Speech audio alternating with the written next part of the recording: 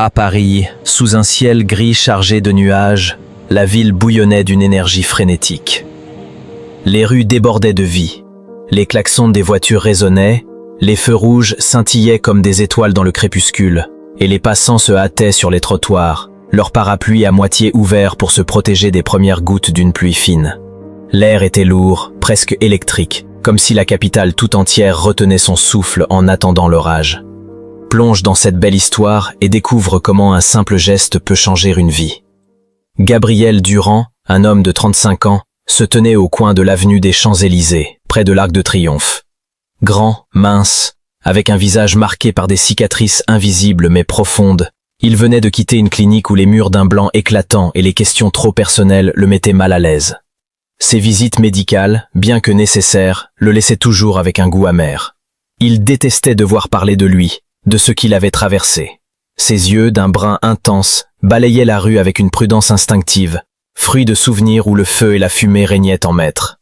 Il leva la main pour arrêter un taxi qui s'approchait, son voyant lumineux indiquant qu'il était libre. La pluie, d'abord timide, gagnait en force, et le chauffeur ralentit pour se garer près du trottoir. Gabriel posa la main sur la poignée de la portière, prêt à s'installer à l'arrière. Soudain, une voix désespérée brisa le bruit de la ville. « Attendez, s'il vous plaît, attendez !» Une femme courait vers lui, trébuchant légèrement sous la pluie, serrant contre elle un petit paquet enveloppé dans une couverture rose pâle. Ses cheveux blonds, trempés, collaient à ses joues pâles, presque translucides sous la lumière des lampadaires. Elle semblait épuisée, au bord de l'effondrement, mais ses bras enserraient son bébé avec une détermination farouche, comme pour le protéger du monde entier. Gabriel s'immobilisa, pris dans cet instant où un choix peut tout changer. La femme ralentit en s'approchant, à bout de souffle, les lèvres tremblantes. Elle ne leva pas tout de suite les yeux vers lui, fixant d'abord le taxi avec une urgence palpable. Le chauffeur, impatient, klaxonna légèrement. Gabriel recula d'un pas, ouvrit la portière en grand et, d'une voix calme, dit « Prenez-le. Vous semblez en avoir plus besoin que moi. » La femme cligna des yeux, surprise, l'eau dégoulinant de ses cils. Ses yeux gris, comme un ciel d'orage, croisèrent brièvement les siens. « Merci, je dois partir tout de suite, » murmura-t-elle, la voix brisée par l'épuisement et une pointe de peur. Elle monta dans le taxi, serrant son bébé contre sa poitrine, sa main agrippant le bord de la portière comme si c'était sa dernière ancre. Gabriel regarda le véhicule s'éloigner, ses feux arrière se fondant dans le brouillard pluvieux de la... Il ne connaissait ni son nom ni sa destination, mais l'image de cette femme, fragile mais farouchement protectrice, s'imprima dans son esprit comme une empreinte indélébile. Un vent froid souleva le bord de sa veste bleu marine. Il enfonça les mains dans ses poches et resta là, immobile, sous la pluie qui s'intensifiait, tandis que le tonnerre grondait au loin. Il aurait dû se rendre chez sa mère, à quelques rues de là, mais cet instant l'avait cloué sur place, comme si le temps s'était suspendu. À l'intérieur du taxi, la femme, blottie autour de son bébé, tremblait légèrement. Elle essuya une larme sur sa joue, son regard fixé sur la petite tête nichée contre elle. Par la vitre embuée, elle jeta un dernier coup d'œil en arrière. Gabriel était toujours là, trempé, immobile, silhouette sombre sous la pluie. Quelque chose en lui, une présence calme et solide, lui donnait un sentiment de sécurité qu'elle n'avait pas ressenti depuis longtemps. Elle ne savait rien de lui, à peine avait-elle vu son visage, mais ce moment fugace restait ancré en elle. Quelques jours plus tard, dans un petit café près de l'hôpital Saint-Louis, l'odeur chaude du café torréfié emplissait l'air. Les conversations des clients se mêlaient au bourdonnement des machines à expresso. Gabriel entra, cherchant un coin tranquille, après avoir accompagné sa mère à une séance de kinésithérapie. Il avait besoin de quelque chose de chaud pour apaiser le vide qu'il ressentait. Un vide qui n'avait rien à voir avec la faim. En balayant la salle du regard, il s'arrêta net. Elle était là, dans un coin, assise dans un box. Elle portait un sweat gris à capuche, ses cheveux blonds à peine visibles, et berçait doucement son bébé, lui murmurant des mots apaisants. La petite tête de l'enfant reposait contre son épaule, ses doigts minuscules agrippant le tissu. Une serveuse lança « Café au lait d'avoine pour Adèle ». Gabriel nota son prénom, Adèle. Leurs regards se croisèrent. Une lueur de reconnaissance passa dans les yeux de Adèle, suivie d'un sourire timide, presque hésitant. « Salut », dit-elle. Sa voix à peine audible.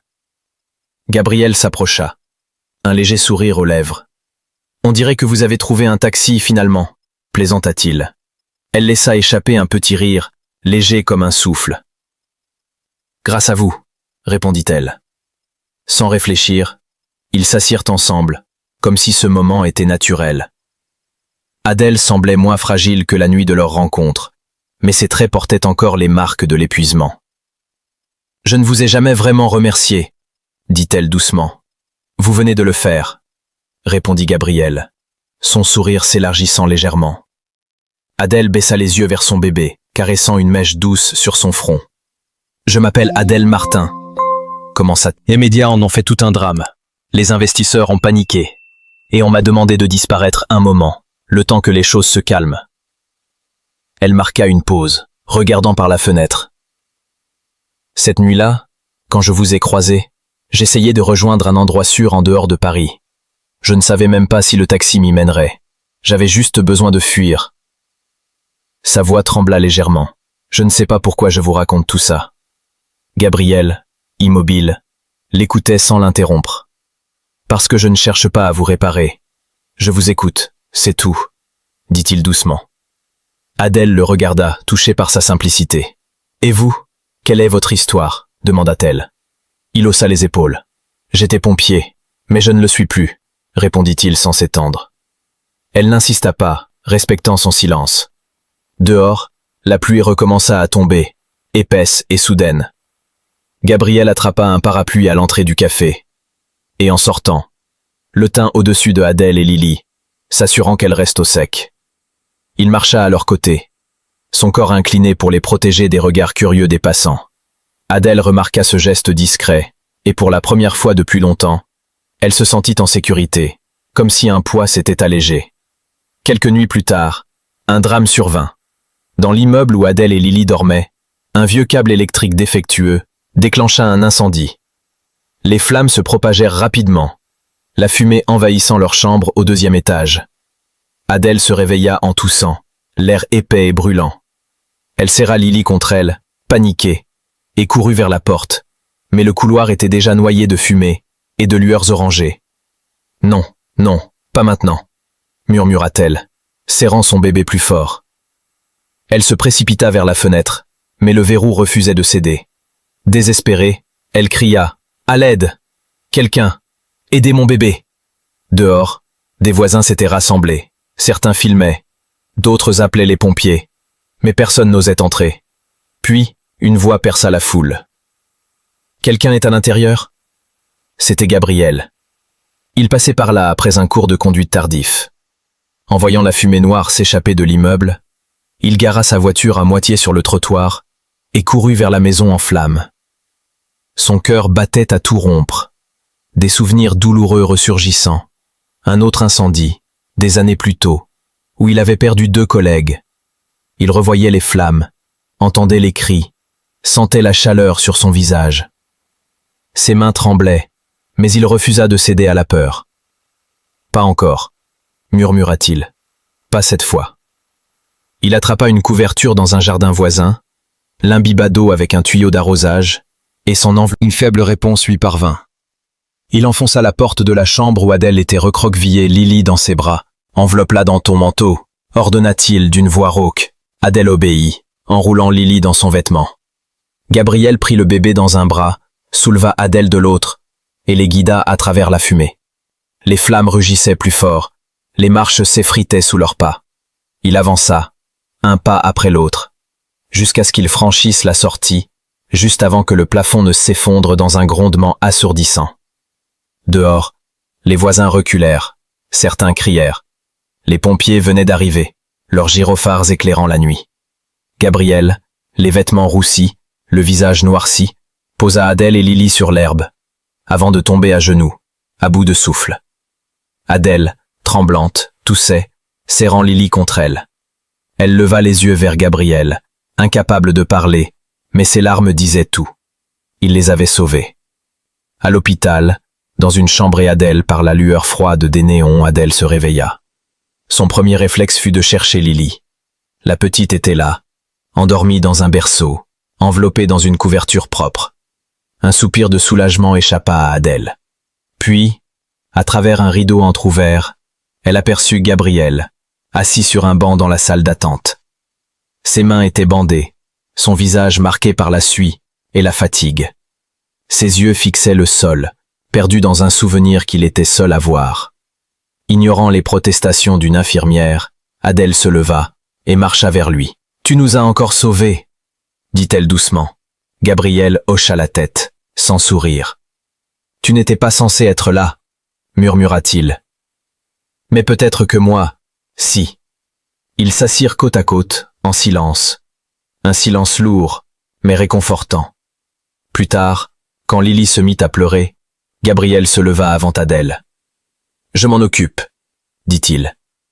Il prit la petite dans ses bras, la berçant avec une douceur naturelle. « Chut, tout va bien, » murmura-t-il. Adèle, regardant cet homme tenir son bébé, sentit une vague d'émotion l'envahir. Il n'avait pas seulement sauvé leur vie, il les protégeait, encore et encore, sans rien demander en retour. Les jours suivants, leur lien se renforça. Dans un parc près de la Seine, des journalistes surgirent soudain, leurs caméras et micros braqués sur Adèle. « Adèle Martin, est-il vrai que vous avez fui? Qui est le père de l'enfant? Êtes-vous en couple avec cet homme ?» Les questions fusaient, brutales. Adèle, paniquée, serra la poussette de Lily, qui pleurait sous le vacarme. Gabriel s'avança, prit Lily dans ses bras et, d'un geste calme, guida Adèle à l'écart. « Tu n'avais pas à faire ça, » dit-elle. « Je sais, » répondit-il. « Mais je le voulais. » Leur relation grandit doucement, comme une histoire qui s'écrit sans hâte. Ils partageaient des dîners simples dans le petit appartement de Adèle, riant avec Lily qui barbouillait son visage de purée. Gabriel, avec ses grimaces et ses chansons douces, faisait rire la petite sans effort. Une nuit, alors que Lily dormait, il se confia. « Il y a des années, un incendie dans un entrepôt, » dit-il, la voix lourde. « On pensait que c'était sécurisé, mais 2 de mes collègues n'ont pas survécu. J'ai tout essayé, mais ça n'a pas suffi. Depuis, je ne dors plus, je sens encore la fumée partout. J'ai juré de ne plus jamais entrer dans un bâtiment en feu. Jusqu'à toi. » Adèle prit sa main. « Tu ne les as pas laissés tomber, » dit-elle. « Tu es revenu pour nous, et ça change tout. » Cette nuit-là, elle posa sa tête sur son épaule, et ils restèrent ainsi, dans un silence apaisé. Adèle, qui avait gardé des ressources de son passé de PDG, agit en secret. Elle acheta l'immeuble délabré où vivait Gabriel, s'assurant que les locataires, dont lui, puissent y rester sans augmentation de loyer. Elle voulait lui offrir un peu de dignité sans qu'il le sache. Mais un soir, Gabriel trouva une lettre glissée sous sa porte. Personne qui risque sa vie pour un inconnu ne devrait s'inquiéter pour son loyer. Pas de signature, mais il comprit. Le lendemain, quand il arriva chez Adèle avec du café et des croissants, il ne dit rien, mais son regard, plus long, plus profond, parlait pour lui. Elle sut qu'il savait, et cela suffisait. Lors du gala annuel de la Fondation Martin, dédié aux mères et enfants en difficulté, la salle scintillait de lumière dorée. Adèle, en robe bleu nuit, rayonnait sur scène. Ses yeux cherchaient Gabriel, qui se tenait au fond, mal à l'aise dans son costume simple, tenant Lily qui jouait avec sa cravate. Elle prit la parole. « Il y a quelqu'un que je veux remercier, pas seulement pour ce soir, mais pour avoir sauvé ma vie, encore et encore. » Elle invita Gabriel à la rejoindre. Hésitant, il monta sur scène, Lily dans ses bras. Adèle lui tendit une petite boîte contenant une clé, une photo d'eux 3 riant sur un canapé et une note. « Tu m'as conduite en sécurité. Maintenant, laisse-moi te ramener à la maison. » Gabriel regarda la photo, puis Adèle. « Seulement si tu es là tous les soirs, » dit-il, la voix sûre. « Toujours, » murmura Adèle, les larmes aux yeux. La foule applaudit, mais pour eux, le monde s'était réduit à eux 3. Gabriel, Adèle et Lily. Cette histoire n'a pas commencé par un grand éclat. Elle a débuté par un geste simple. Un homme offrant son taxi, une femme trouvant refuge dans les bras d'un inconnu, et un bébé, car le véritable amour ne sauve pas. Il marche à vos côtés, dans les tempêtes comme dans les instants de paix. Si cette histoire t'a ému, abonne-toi à Histoire de justice qui réchauffe le cœur. Pour découvrir chaque semaine des récits qui inspirent et rappellent que, même dans un monde chaotique, l'amour trouve toujours son chemin. Clique sur s'abonner et active les notifications pour ne jamais manquer une nouvelle aventure.